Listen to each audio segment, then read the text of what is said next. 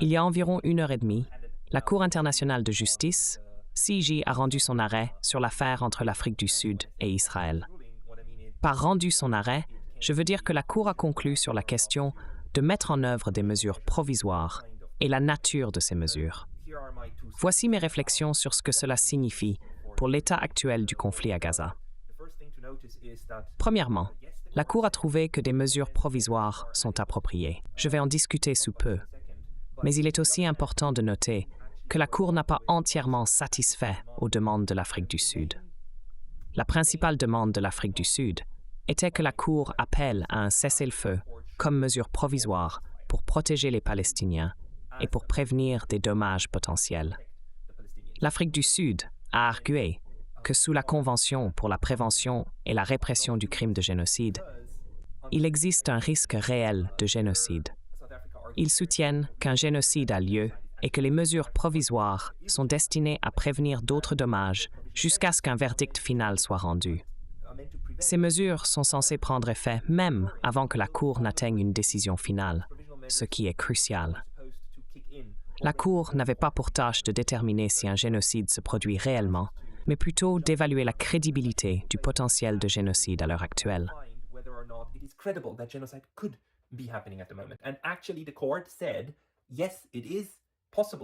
En fait, la Cour a dit qu'il est possible que nous assistions actuellement à un génocide. Nous ne pouvons pas en être sûrs. La juge Donoghue, la juge américaine, président de la CIJ, a déclaré très clairement que le verdict actuel ne porte pas de jugement sur Israël. Il reconnaît simplement que la revendication de l'Afrique du Sud n'est pas absurde. Il est possible qu'un génocide ait lieu. Par conséquent, pour protéger les victimes potentielles de ce qui pourrait être un génocide, certaines dispositions doivent être mises en œuvre. La Cour a ordonné ces dispositions. Cependant, ces dispositions n'incluent pas un cessez-le-feu, ce qui est regrettable, car les dispositions que la Cour a émises exigent essentiellement d'Israël de prévenir le génocide et de se conformer à la Convention sur le génocide. Israël affirme déjà qu'il fait cela. Il a déclaré qu'il ne commettait pas de génocide et que ses actions sont en harmonie avec le droit international. En ordonnant la conformité avec le droit international, la Cour a involontairement donné à Israël l'opportunité d'affirmer qu'il s'y conformait depuis le début. Donc il n'y a pas lieu de critique. C'est regrettable.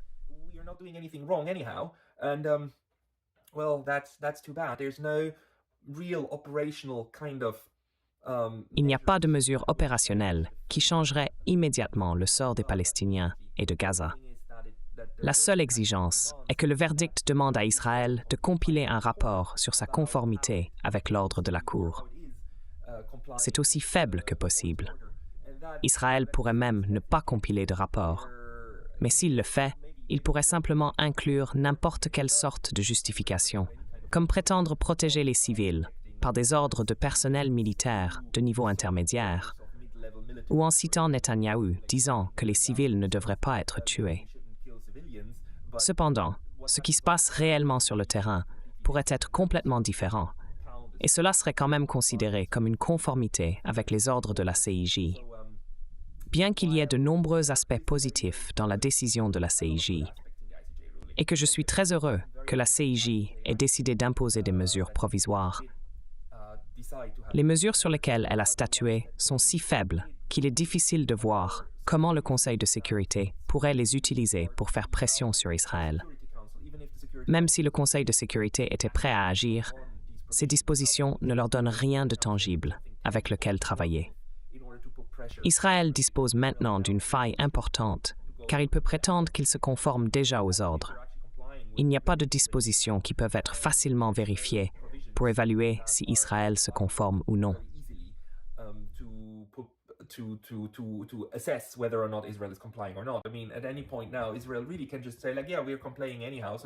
Je veux dire, à tout moment maintenant, Israël peut simplement dire « Oui, nous nous conformons de toute façon, donc tout va bien ». Ils ont compilé un rapport qui montre qu'ils ont mis en place des mesures pour éviter de tuer des civils de manière indiscriminée, même si les tueries indiscriminées se produisent clairement. Il me semble que cela devrait satisfaire les exigences du tribunal. D'un autre côté, ce qui est vraiment bien dans le verdict, c'est qu'Israël a tenté d'arguer que le tribunal n'avait pas de compétences, car il n'y avait pas eu de litige antérieur entre l'Afrique du Sud et Israël. Cependant, le tribunal a clairement rejeté cet argument. Le tribunal a dit « Non, nous avons établi qu'il y avait eu un litige antérieur et que la Convention sur le génocide s'applique. » Le tribunal a également jugé qu'il est possible qu'un génocide soit en train de se produire. Ce n'est pas anodin. La juge Donoghue a cité plusieurs cas qui prouvent qu'au plus haut niveau du gouvernement israélien, des déclarations génocidaires ont été faites par plusieurs personnes, du ministre de la Défense à d'autres ministres du cabinet, ce qui prouve l'intention potentielle d'Israël de commettre un génocide. Par conséquent, le tribunal est compétent et cette affaire va continuer. Le tribunal entendra davantage d'arguments des deux côtés sur les raisons pour lesquelles cela devrait être traité en vertu de la Convention sur le génocide. Donc c'est définitivement un résultat positif, mais vraiment, il n'y a rien de tangible.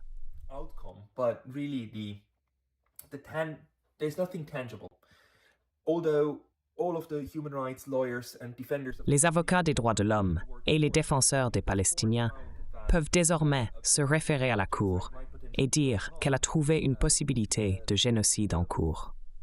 Cependant, les mesures concrètes prises par la Cour sont si faibles que même si le Conseil de sécurité décidait d'agir, il ne pourrait pas vraiment faire grand-chose. Il y a tellement de façons de contourner la formulation très vague de ces mesures provisoires qu'il est difficile de voir comment quelque chose pourrait changer, même s'il y avait une volonté de mettre en œuvre ce que la Cour a suggéré. En un sens, bien que la Cour reconnaisse que ce qui se passe est absolument horrible et a atteint un niveau de génocide potentiel, elle a aussi, en quelque sorte, évité d'essayer de mettre un terme à cela. Non pas qu'elle aurait pu le faire en premier lieu, car il était toujours clair qu'Israël continuerait ses actions quoi qu'il en soit. Mais il aurait pu y avoir un langage beaucoup plus fort.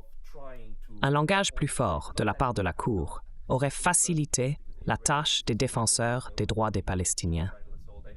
Et surtout, pour les énormes manifestations des droits de l'homme qui se produisent, pour utiliser cela comme un précédent afin de pousser à des changements politiques dans leur pays d'origine. Cependant, cela pourrait être quelque chose que la Cour a effectivement voulu éviter, car c'est une cour de droit et non une cour de l'opinion publique. Donc je ne suis pas entièrement sûr de quoi en penser, mais je suis partiellement satisfait. Not entirely sure what to make out of it, but I am partially happy. Had the court ruled that it is not competent or not. Si la Cour avait statué qu'elle n'était pas compétente ou que la Convention sur le génocide ne s'appliquait pas, je veux dire, le droit international aurait à mon avis perdu tout son sens et la moindre crédibilité. Alors la Cour a décidé que non, la CIJ a clairement compétence et le droit international importe. D'un autre côté, elle se dérobe un peu aux implications concrètes et aux décisions qui auraient des conséquences dans le monde réel. Je suppose que c'est le mieux que nous puissions espérer. La Cour prouve définitivement qu'il y a une raison d'avoir une CIJ, que l'approche du droit international peut fonctionner. Et nous devons tous féliciter l'Afrique du Sud et tous ceux qui les ont soutenus. Sans leur soutien, nous n'aurions même pas ce petit espoir qu'à un moment donné la justice sera rendue. Et qu'à travers le système international, il est possible de mettre une pression immense sur un régime génocidaire et de défier sérieusement une nation qui a perdu son chemin dans l'approche humaine de base envers les autres personnes. Les choses que l'État d'Israël fait à la Palestine sont tellement horribles qu'elles ne peuvent être comparées qu'aux crimes que les nazis ont commis contre les Juifs il y a 80 ans. Et heureusement, la Cour a trouvé que cette convention sur le génocide, qui a été créée dans le sillage de l'Holocauste, s'applique effectivement ici. Rien de concret n'en ressort. Eh bien, c'est comme ça. Mais le droit international s'applique, et il s'applique aussi à Israël. C'est une découverte très importante ici, et nous verrons comment cela se déroule. That is a very important finding here, and we'll see how it will go on.